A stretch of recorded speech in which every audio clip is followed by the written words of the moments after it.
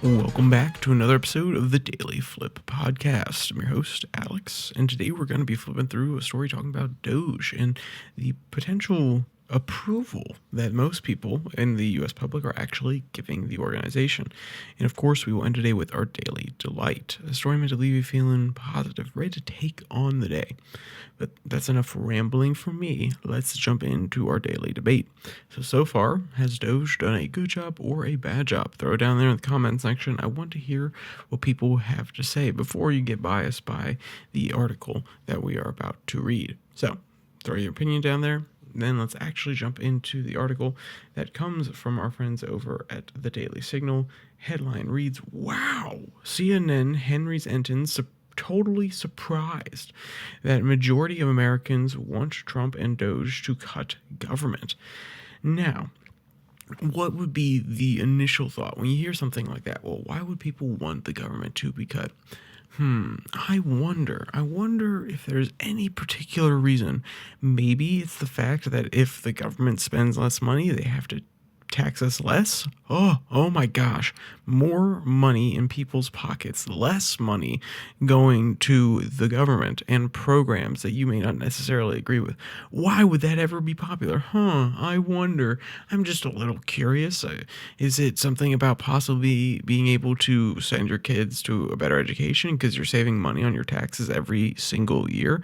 And does it have something to do with being able to possibly buy a new car, or that, be able to afford the food that you want to be able to give your children or eat yourselves? Maybe you want to go out to McDonald's or some fancy restaurant an extra one time a month. All of these sort of things are easy to imagine why you would want to do them. Not everybody wants to, but a lot of people do. And then when you start asking the questions, well, where does the money go when it gets to the government? And here are some of these programs. Of course, you're going to say, why do we need to spend the money there? And when somebody comes in and says, I want to cut these programs, or I want to cut a large majority of these wasteful programs, then I think it's pretty easy to track along why you would want a organization like DOGE to operate.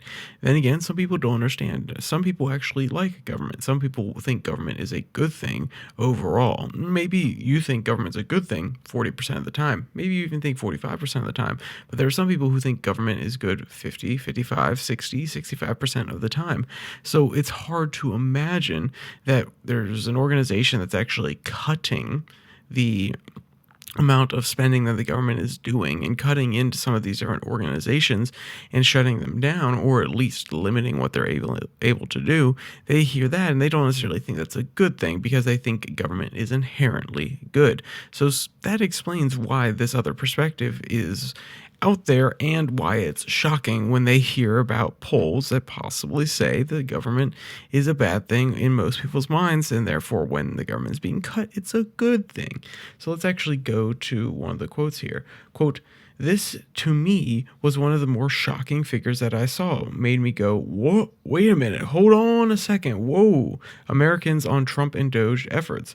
Musk and DOGE should influence government spending and operations would like this." So the amount of people that would actually like this, 54%. The majority said that that he should. Enton told host Kate Bowden, citing a February CBS News YouGov poll. Quote, "How about approve of Trump trying to cut staff at government agencies? Again, you get a majority here, 51%, end quote."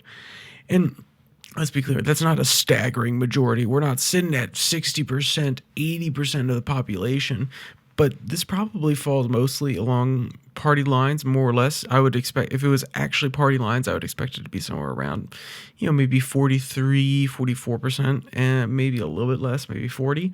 So that's still enough moderates, or possibly some Democrats, willing to come across and say, actually, no, I kind of like the ideas of what Trump and Musk are doing.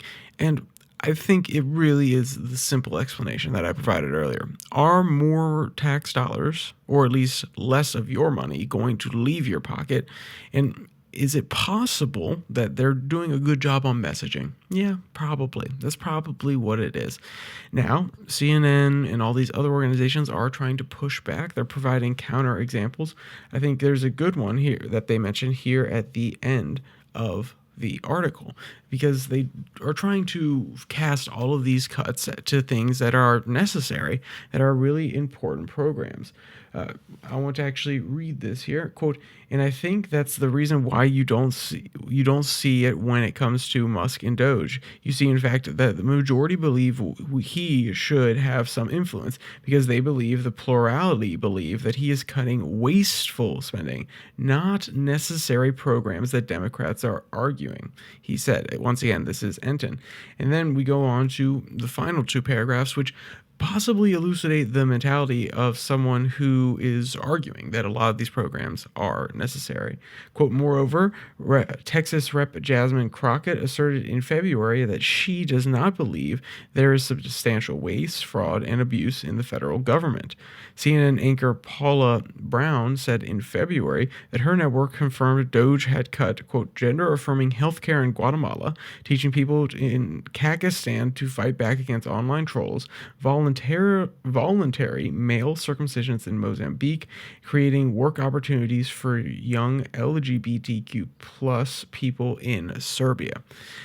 Who do you think that your money should go to those programs? It's a serious question. I'm not trying to be funny. I'm not trying to mock anyone. Do you think your money should go to those programs? I think all of those programs sound terrible. I don't think that we should go and try to teach people in Kazakhstan how to stand up against online trolls. Guess what? You learn that by operating on the internet. The circumcisions in Mozambique, I am so happy that we want to give people elective circumcision surgeries. It's not necessarily our job. It's not our duty. Making sure that LGBTQ plus IA people have jobs in a different country. I could see an argument for making sure that other people, anybody has jobs. But the fact that we're doing hyper specific location trainings, or should I say hyper specific location influencing, basically. So when I say that, I mean it's in a location and then it's hyper specifically targeted at a certain segment of the population. Come on. What are we doing? That is, first off, that is unfair. What if we're going to go and give jobs to people everywhere, or make jobs, or give them training to get jobs? Why would we do it to just one segment of the population? Yeah, you can make an argument that they're underserved, but at the end of the day, the tax dollars have to represent. And this is an opinion. This is not a fact in law. The tax dollars should represent every single person that is giving them, not just one segment of the population that's giving their tax dollars overseas there. So you can see why, yeah, some of these programs are extremely, extremely wasteful, or at least appear that way to most people that are investigating them. And then you have Democratic senators, or in this case, a House member, who's saying, no. All these programs, they are not wasteful. There is very little fraud and abuse. And you could argue that all those programs I just listed are not fraud and abuse, but I would definitely argue that they are wasteful. And the Democrats are treading a very careful line there, trying to say that no, these programs have to continue on. As to why that is, it could be that they want to maintain the current level of spending, that some of these initiatives are things they actually believe in. The argument from some people on the right, which I think is partially true, partially a little disingenuous, is that a lot of these left-wing non-government organizations are actually receiving lots of grants from the federal government, which is part of the ecosystem of people on the left. These people operate with them at galas. They go out and they do different parties with them. And I don't mean like, oh, rager parties. I mean legitimate fundraising parties, things like that. And they're friends to some degree, and you could see how it would be unfortunate and how you would probably want to not get rid of your friend's program, their little gravy train grant system that's coming through. So I think that while that argument is overused sometimes, I do think it is a legitimate thing that they have to focus on. I'm sure there are plenty of right-wing nonprofits that also get money from the U.S. grant system and possibly would not like it if their funding was taken away by a left-wing president who comes in, and says, let's start cutting. So I get where they're coming from, but that doesn't mean that it is okay. And it doesn't mean that the average American person is going to actually say, oh, no, no, no, no, no. It's totally fine. It's totally fine if we just keep sending our money to these random places overseas and paying these nonprofits salaries. So, with that, let's jump into our daily delight. This one comes from outdoors.com. Headline reads, Beloved Eagles are now parents. See Eagles live on Nest Cam. And honestly, these eagles are absolutely adorable. There is no doubt in my mind that they will live long, strong lives, especially given the fact that we're watching them so closely. If you want to go, there's actually a live video feed that you can go watch with this one. The mother actually fed them on camera the other day. All adorable things. And probably by this point, the third one has hatched. So if you want to see that cute ball of American joy, aka the bald eagle, you can go to the link in the description below, that like and subscribe button. Also down there, you can find the podcast on Spotify, Pocket Cast, and Podvine. The links are all there. And if you want to listen to international news, you can come back to 6 and 6 on Tuesday and Thursday on this channel. That's 6 stories from around the world in 6 minutes or less. So with all that said, there's only one more thing to say. Stay safe. Don't die.